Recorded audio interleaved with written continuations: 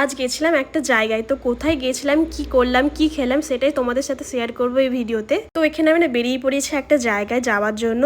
হ্যাঁ, আমরা যাচ্ছি ইন্দিরানগর, যেখানে আমরা প্রতিদিনই যাই, প্রায় যাই আমাদের কাজের সূত্রে। তো আজকে আমরা যাচ্ছি সেটা গাড়িতে করে, নিজস্ব কিছু কাজ আছে, আমার আরও দুজনের কিছু কাজ আছে, তার জন্যই যাওয়া। প্রায় অনেকটা কাছাকাছি চলে এসেছি আমরা। এখানে দেখলাম রাস্তার ধারে মাটির বানানো অসুরের মুখ বিক্রি হচ্ছিল। তো সাউথের দিকে কম বেশি সবার ঘরেই ঝোলানো হয়, যেটা আমাদের দেশে লেবু, লঙ্কা, ঝাঁটা, জুতো যাই বলো না কেন। আমাদের কাজ ছেড়ে আমরা এবার বাড়ির পথে রওনা হলাম।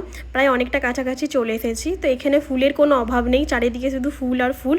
তোমরা কি বলতে পারবে এই জায়গাটা কোথায়? হ্যাঁ, এটা হচ্ছে চেন্নাই স্বামী স্টেডিয়াম। এখানে IPL খেলা হয়। আমি এখানে প্রায় 2 বছর পর এলাম ঘুরতে।